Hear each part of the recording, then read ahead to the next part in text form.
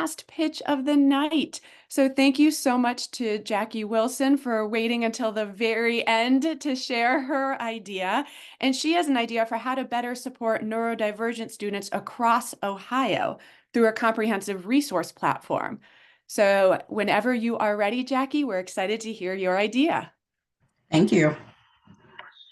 So I ran across an article that described the initial onset of parenting as a pristine panorama of possibilities where the mistakes have not been made and the missteps are so small they're still undetectable. Does anyone remember that feeling? It's very short-lived, right? I'm Jackie Wilson, and I was diagnosed with ADHD at the age of 33 in my first year as a parent.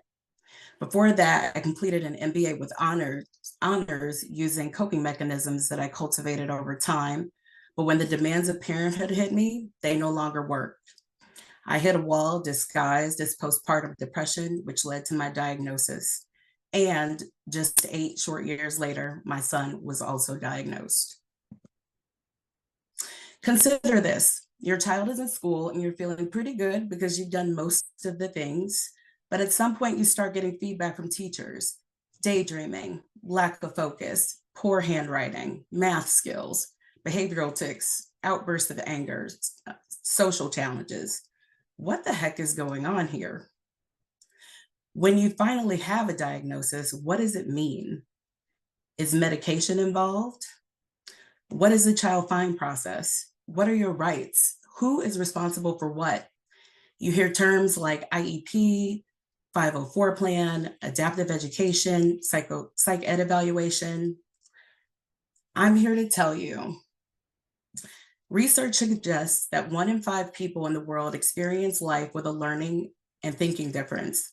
Of these, some of the most common conditions are autism spectrum, ADHD, dyslexia, dysgraphia, dyscalculia, which can greatly impact a child's ability to thrive in the classroom. Most of these are detected by the 3rd grade, but some students aren't diagnosed until middle or even high school. Timely diagnosis and proper interventions are key to driving achievement and successful outcomes for these students. For families, some of the biggest and most frustrating challenges up to and through receiving a diagnosis are how to remove roadblocks and understanding the next best steps, their rights, and the resources available to them. Additionally, a lot of educators have limited training or experience in these conditions, leaving them and parents feeling unequipped, yet seeking solutions on their own or anecdotally through other parents, leaving student success to chance. Through Each Child Means Each Child, Ohio's plan to improve learning experiences and outcomes for students with disabilities. The state has a goal of increasing the graduation rate from 59% in 2020 to 70% by 2025. Various stakeholders were engaged in the initial plan, but it lacked a mechanism to empower these key constituents with critical information, direction, and access to advocates to help drive student success, graduation rates, and employment of these key residents. Enter Ohio Neurodiverse. What I'm proposing is the creation of a comprehensive online resource and connection point that places all stakeholders at the center of service. What would this mean to kids, families, and educators? Access to advocates for families who need closer guidance and support, resources to help navigate academic transitions, opportunities for educators to earn CE credits, live webinars, and community forums.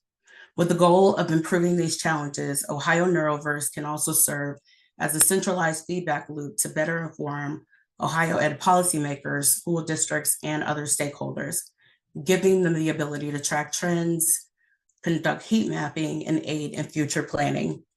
From providing shared language about neurodiversity and associated comorbidities to connecting community members with important tools and resources, Ohio Neurodiverse will be dedicated to removing barriers to learning and increasing access to not only adaptive education, but inclusive education, thus helping students thrive in a world of employers who are starting to recognize neurodiversity as a competitive advantage, we have an opportunity to become a front runner in neurodiverse talent.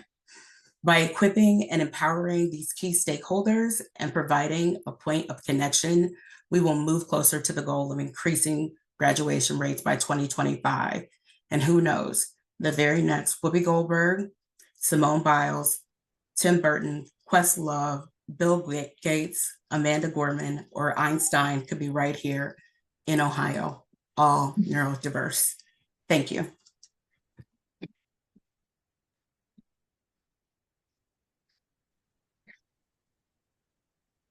Wow, Jackie, thank you so much. I think as the chat is saying, this is something needed across the country. And so you have definitely also hit on something that is so needed. So let's see from our panel, any thoughts they have, questions, comments?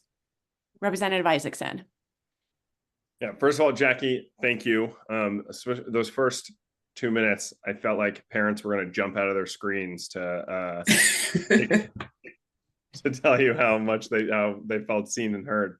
How do you envision the management structure sort of over time for the resource? I have questions. I think that's where I don't even want to attempt to I don't want to attempt to answer that because I know there are so many people, individuals, organizations already doing this work. In part of my mind when I was thinking about this, I think there could be an entity that lives all on its own, right? Like I'm an HR professional. There is a nonprofit called JAN, Job Accommodation Network. So JAN is a free resource that helps employers, that helps individuals understand what ADA accommodations will look like, and they provide these types of resources, you know.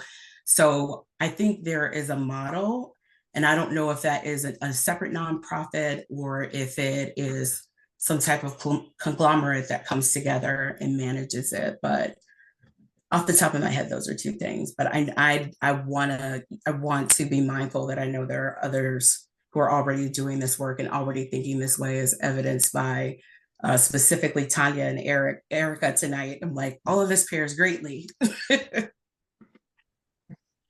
Yes, for sure. A whole bunch of you pitchers will hopefully be working together after tonight. Board President Bolton.